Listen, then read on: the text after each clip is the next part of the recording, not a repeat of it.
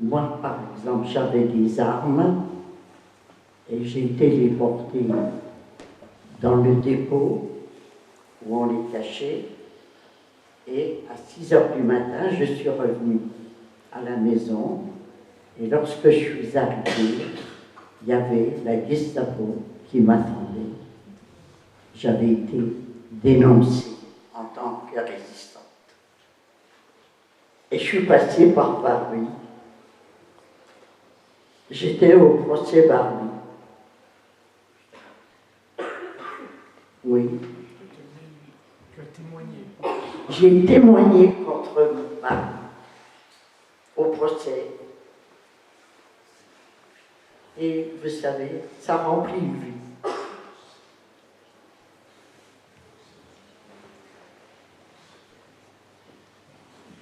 Il y a une jeune lycéenne qui voudrait vous poser une question aussi. Est-ce que vous pouvez justement nous préciser davantage dans quelles conditions vous avez retrouvé Klaus Barbie en 1984?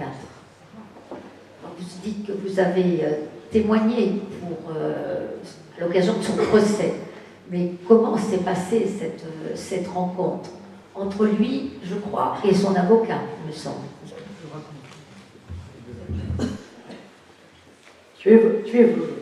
C'est assez impressionnant, cette question-là. Pourquoi?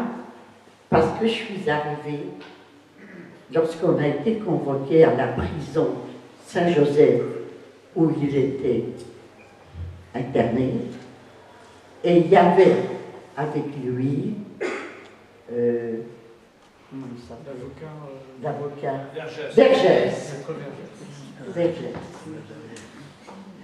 Et j'ai une belle fille, la femme de Serge, pour qui le droit, elle le connaissait bien. Et lorsque j'ai été convoquée à la prison Saint-Joseph, elle me dit, avant de partir, fais attention, ne dis pas un mot que Vergès puisse relever, parce que ça peut se retourner contre toi. Inexact.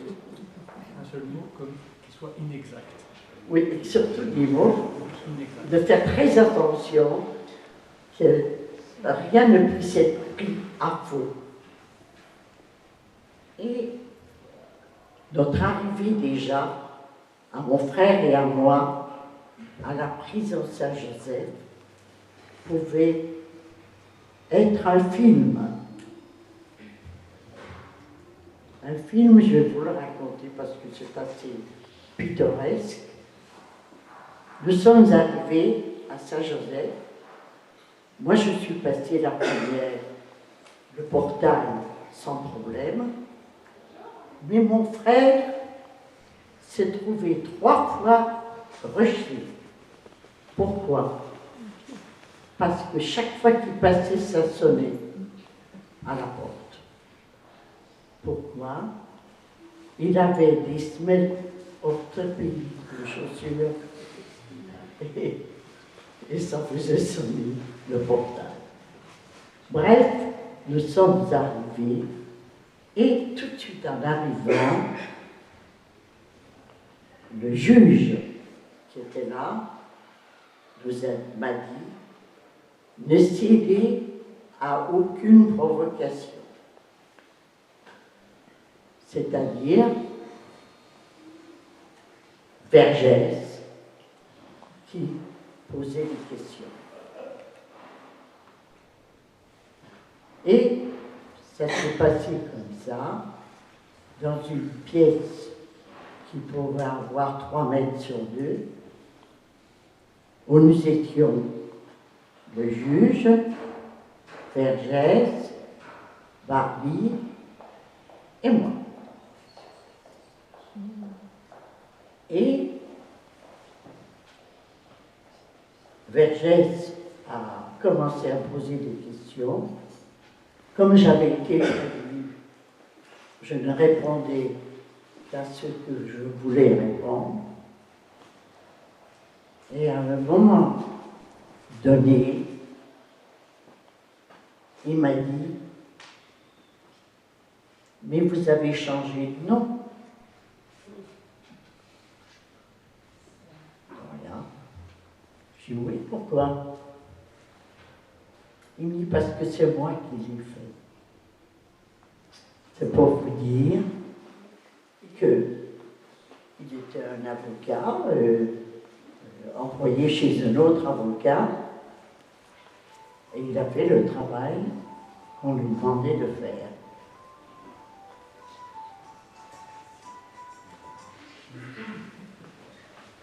À la suite de cela, nous sommes rentrés, mon frère et moi, et nous pensions que c'était terminé, mais lorsque a eu lieu le procès de Barbie, on nous convoque en tant que témoins. Et nous sommes allés au tribunal de Lyon. C'était assez impressionnant, je l'avoue, où Barbie était derrière, je ne dirais pas une fenêtre vitrée, mais un parloir vitré, et poser des questions. Voilà. Et nous répondons. J'avoue que j'y ai répondu quelque chose qui me tenait profondément à cœur, et je lui ai dit. Je lui ai dit que vous m'ayez arrêté moi en tant que résistante, je le comprends. C'est normal. C'est un soldat contre un autre soldat. Mais que vous ayez arrêté mes parents, ma grand-mère et une famille de 24 personnes, je ne vous le pardonnerai jamais. Ça, c'était le procès Barbie.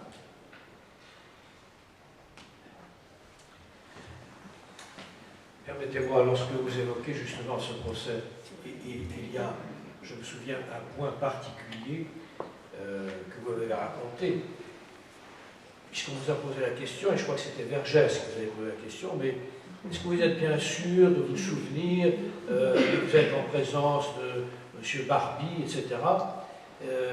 Est-ce qu'avec le temps, vous n'avez pas un peu, en quelque sorte, perdu la mémoire? Et là, vous avez une réponse particulière sur le regard. Vous pouvez nous dire un mot? Oui, en effet.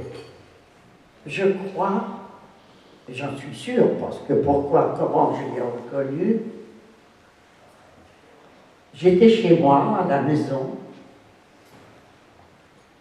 j'ai un étage, je descends l'étage, et mon mari est devant la télévision. Et je vois apparaître un homme à la télévision. Et je crie à mon mari, mais je connais qui c'est ce gars-là. Et mon mari me dit, oh, tu dois te tromper, comment peux-tu le connaître? Mais je dis, pourquoi, qui est-ce? Ben, il parle de Barbie. Et bien, j'ai reconnu Barbie assise, à rien d'autre. Et c'est vrai que même au tribunal, parce qu'il avait des yeux, oh, je dis presque de tueur, tellement c'était fort. Et je l'ai reconnu par ses yeux. Et mon frère, après, quand il l'a vu, il m'a dit, eh ben, je suis comme toi, il n'y a que ses yeux que l'on peut reconnaître. Question, monsieur. Ça filme ça, c'est des photos. Bonjour, j'aimerais savoir, quand vous êtes sorti du camp de concentration à Auschwitz, comment ça s'est passé?